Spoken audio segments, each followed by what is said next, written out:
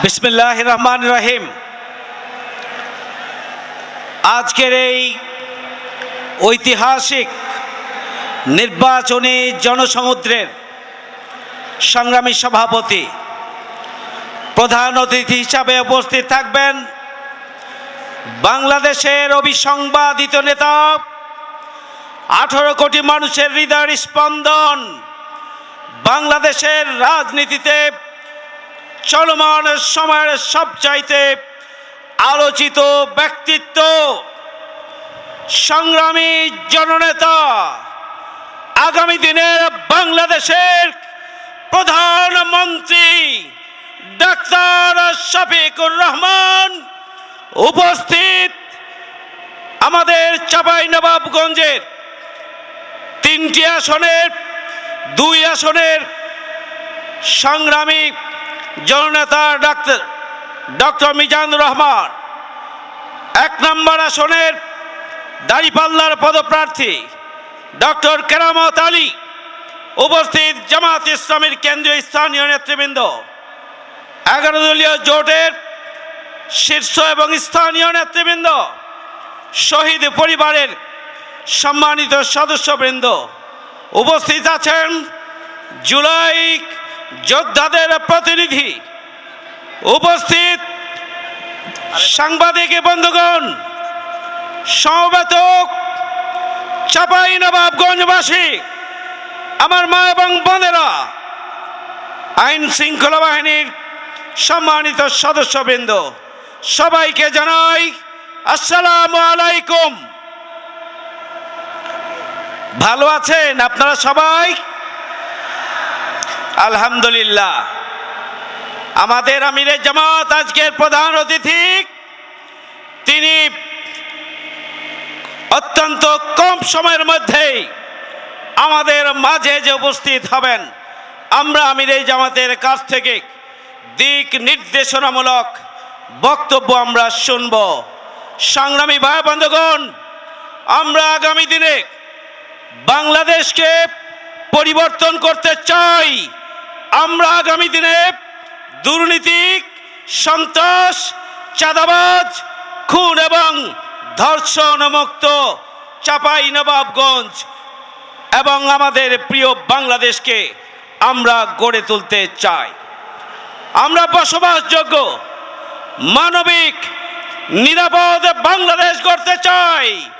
বসবাসযোগ্য, মানবিক, নিরাপদ চাঁপাইনবাবগঞ্জ আমরা গড়তে চাই।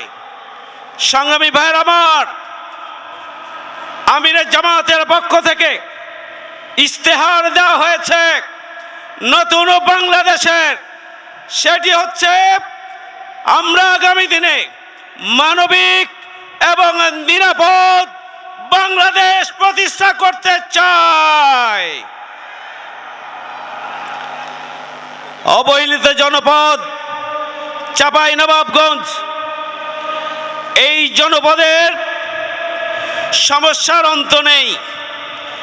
আমরা মোটা দাগে আগামী দিনে যদি আমরা নির্বাচিত হতে পারি, যদি আমরা আল্লাহর রহমতে আপনাদের সাহায্য নিয়ে সরকার গঠন করতে পারি, আপনারা ভোট দেন, তাহলে আমরা আগামী দিনে ম্যাঙ্গো ইন্ডাস্ট্রি এবং কৃষিভিত্তিক ইপিজেড গড়ে তোলার মধ্য দিয়ে হাজার হাজার তরুণ, যুবক এবং শ্রমিকদের কর্মসংস্থানের উদ্যোগ গ্রহণ করব ইনশাআল্লাহ।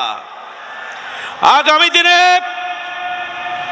রাজশাহী থেকে সোনা মসজিদ পর্যন্ত 6 লেন রাস্তার পাশাপাশি রেল লাইন সম্প্রসারণ করে আমরা নিয়ে যেতে চাই আমাদের সোনা মসজিদ বন্দর পর্যন্ত। ব্যবসা, বাণিজ্য এবং অর্থনৈতিক উন্নয়নের জন্য এখন এটি সময়ের দাবি। আমরা আগামী দিনে চাঁপাইনবাবগঞ্জের সদর উপজেলার 6-7টি ইউনিয়নকে নিয়ে সেখানকার মানুষের জীবন মান উন্নয়নের জন্য, দিয়ার এবং চরাঞ্চলের জন্য আমরা একটি দিয়ার উপজেলা প্রতিষ্ঠার স্বপ্ন দেখি, আমরা তা বাস্তবায়ন করব ইনশাআল্লাহ।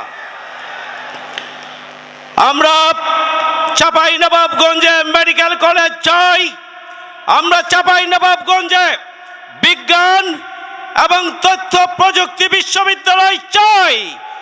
আমরা চাঁপাইনবাবগঞ্জে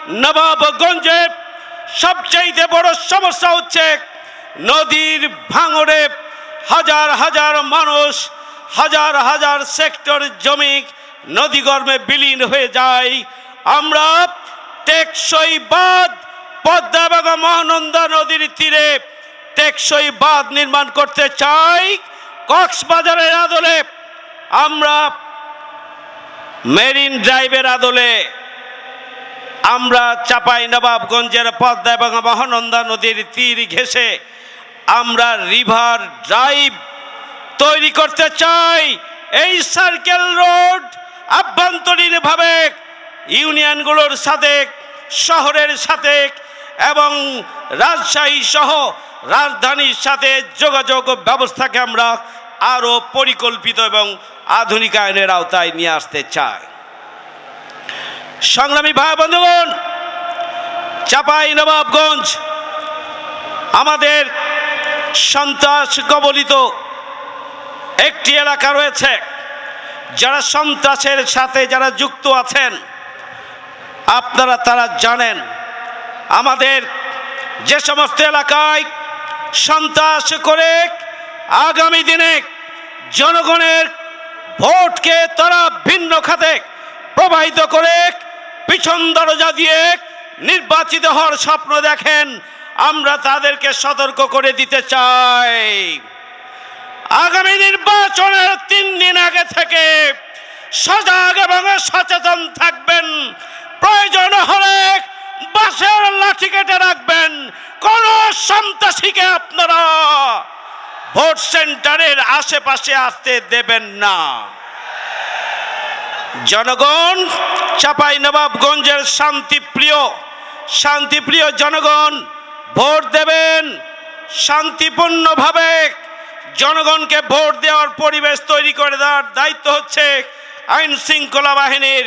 কিন্তু কোন সন্ত্রাসী যদি সন্ত্রাস করতে চান, বোমাবাজি করতে চান, তার সমুচিত জবাব জনগণ দেওয়ার জন্য প্রস্তুত আছে।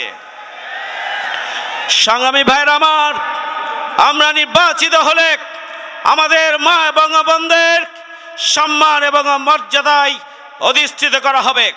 নারী নির্যাতন বন্ধ করা হবে, নারীদের অধিকার প্রতিষ্ঠিত করা হবে, নারীদের নিরাপত্তা নিশ্চিত করা হবে। তাদের কর্মসংস্থান যাদের প্রয়োজন তাদের কর্মসংস্থানের জন্য পদক্ষেপ গ্রহণ করা হবে। তাদেরকে ট্রেনিং দিয়ে তাদের হাতে দক্ষতা এবং আগ্রহের আলোকে প্রয়োজনীয় উপার্জনের উপাদান তাদের হাতে আমরা তুলে দেব ইনশাআল্লাহ। নারীদের নিরাপদ কর্ম পরিবেশ আমরা নিশ্চিত করব।